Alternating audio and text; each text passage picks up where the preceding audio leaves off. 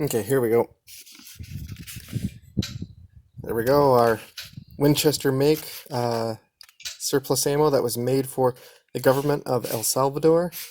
So when we tested these, it was pretty much still halfway through winter, and we got a little bit above 2,600 feet per second, which is slow, considering that this is supposed to be basically Mark II ball ammunition, supposed to reach 2,800.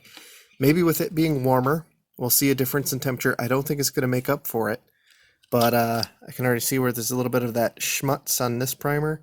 I don't expect it to go off, but we're going to chronograph them, and we're going to use my old chronograph, but also my new one. We'll see. We're going to test the accuracy of it. So let's get to it. That was not a happy primer. And that's why you wear eye protection, folks. Okay, so let's review our shots. We had one that was a dud. So 14. Let's get through these. Come on. Average 2660. Awesome. High 2765. Low, sweet baby Jesus. Well, we don't even need to know the standard deviation, but extreme spread, yeah, 277. Shot data, okay.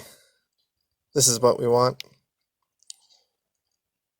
2702, 2606, 2691. Oof.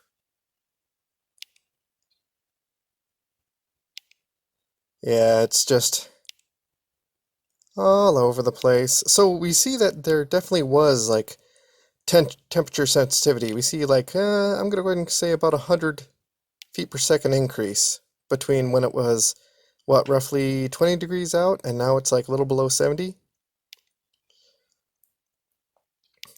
But now the most important thing, and then we're back to original. Let's take a look at my old chronograph. Now we're going to have to put this on the ground, so pardon me for a second. Okay, and it should be 14 shots as well. Okay, so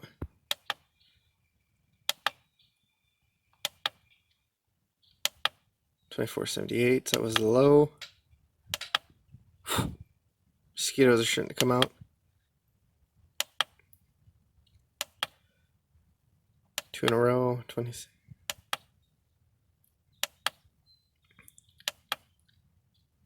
So now, because I don't have perfect, what's the average? That's pretty close. That's really close as well. So regardless, it's in the same ballpark, right? Now, I don't have like a perfect picture perfect memory, so I can't tell you how off each shot was. We're gonna have to go back to the bench and basically bring up the laptop and plug these all into Excel and see how well they did. So I think that will be the next part, although I did save 5 shots. Let's see how well they do on paper. It's gonna be ridiculous. Okay, so here are the 2 sets of data put into a graph, and we have a side-by-side comparison here. And the thing I find very interesting is that basically, I mean, they don't match each other perfectly, we can see that, but look, this graph starts at 2300, goes up to 2750. They're actually a little bit beyond that because the highest round was a little bit above that, but anyway. So what we're seeing here is very exaggerated. Like if we were to take this graph and make it go actually all the way down to 0, you would have a very hard time spotting the differences. In fact, I have this listed right here. When you do the math of the greatest difference between the two, it is less than 1% difference. So that's very reliable. And both of them performed admirably.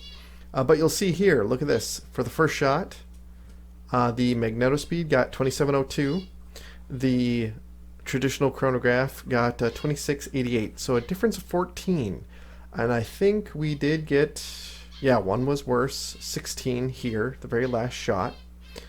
But otherwise, you have no weird oddities where one was way up while the other one was way low. They match each other on the graph in terms of whether it was up or down. So if one shot was very low, the other one was very low. If one was really high, the other one was very high.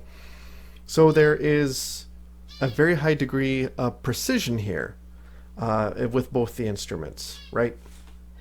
Now here's the thing I find very interesting is you have a range of, again, about 16, but furthermore, the Magneto Speed, that's something that you strap to the end of your barrel. So that's basically reading the bullet at the highest speed it's ever going to be. The traditional chronograph, this was like 10 feet away from the muzzle. So you're going to have some speed loss there. Not a lot, but you're going to have a difference. So I'm not surprised there was a difference. But look at here, and I have it noted here. Let's just we can count one of these two sets of colors. 1, 2, 3, 4, 5, 6, 7.